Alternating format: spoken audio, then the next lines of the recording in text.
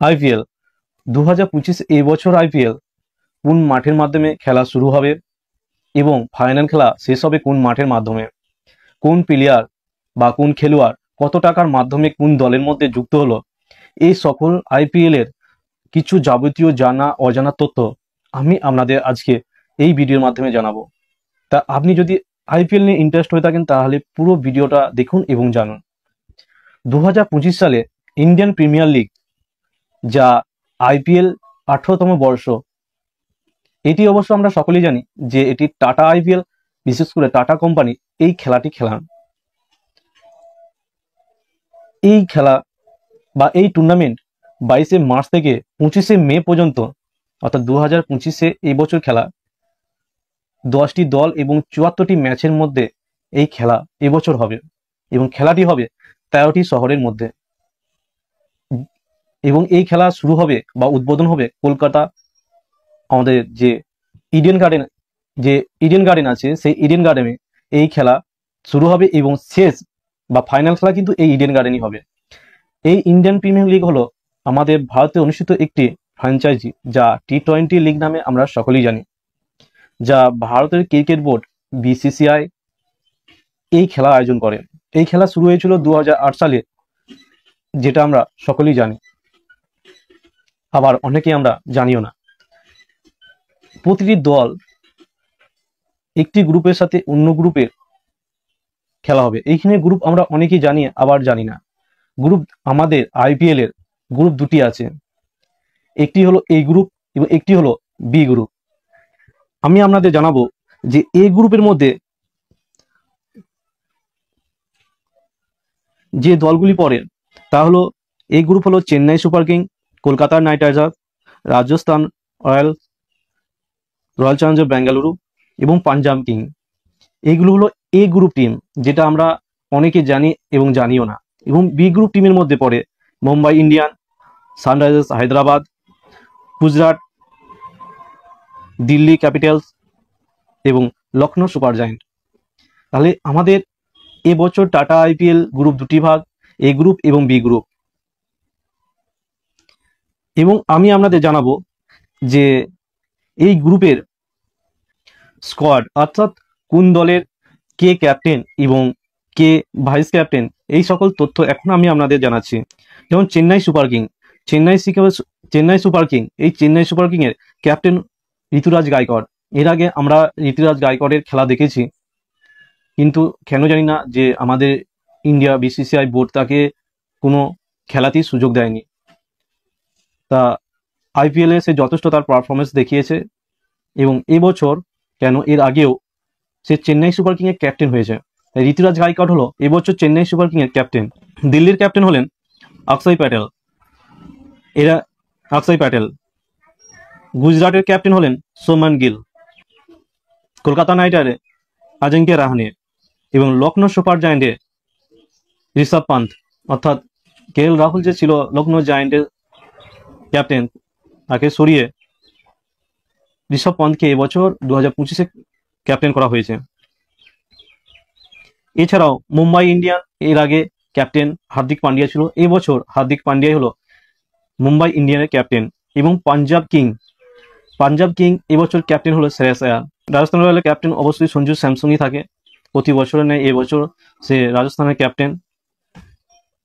এবং সব থেকে important royal challengers Bangalore RCB, Rajat পাদিকা হলো এবছর আরসিবির ক্যাপ্টেন। এবং সানরাইজার্স হায়দ্রাবাদ ক্যাপ্টেন 8 বছরের ন্যায় এই বছরও প্যাট কামিন্স হলো ক্যাপ্টেন। তাই এতগুলো দল আছে এবছর 2025-এ। 10টি টিমের মধ্যে 9টি টিমের ক্যাপ্টেন আমাদের ইন্ডিয়ার এবং একটি সানরাইজার্স হায়দ্রাবাদের ক্যাপ্টেন হলো প্যাট কামিন্স। এর আচরণবিধি হিসাবে খেলোয়াড়দের ধরে রাখা শুরু হয়েছিল 2024-এ 31শে অক্টোবর থেকে। আর নিলামের আগে এই ফ্র্যাঞ্চাইজি খেলোয়াড়দের ধরে রাখার অনুমতি তারা অবশ্যই সম্পূর্ণ পেয়েছিল এই তারিখের মধ্যে। হেনরি ক্লাসন আইপিএল ইতিহাসের সবচেয়ে দামি খেলোয়াড় হিসাবে রিটেনশন হন। তিনি 23 কোটি অর্থাৎ $2.6 মিলিয়ন নিয়ে সানরাইজার্স হায়দ্রাবাদের সাথে যুক্ত হয়।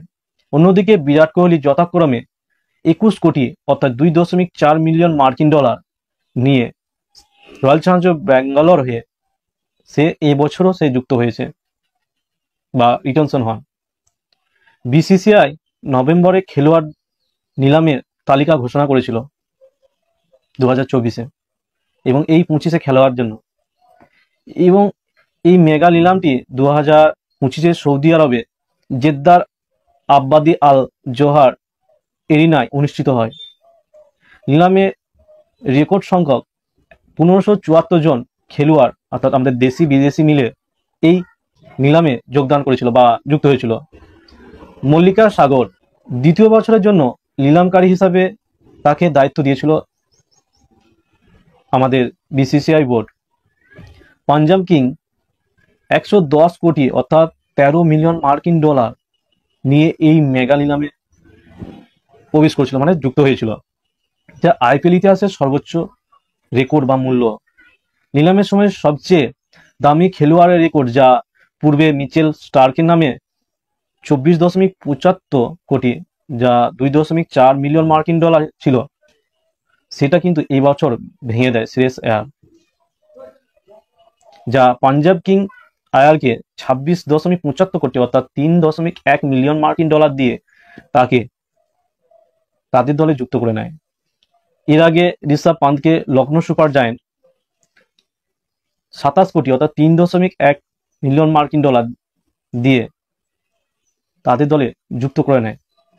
আমরা অনেকেই এর আগে শুনেছি যে বৈভব রাজবংশী নামে 13 বছর এক বালক আইপিএল ইতিহাসে বিক্রি হয় সবচেয়ে কম বয়সী এক খেলোয়াড় হিসাবে, যাকে রাজস্থান রয়্যাল 1 কোটি টাকা দিয়ে তাদের দলে যুক্ত করে নেয়।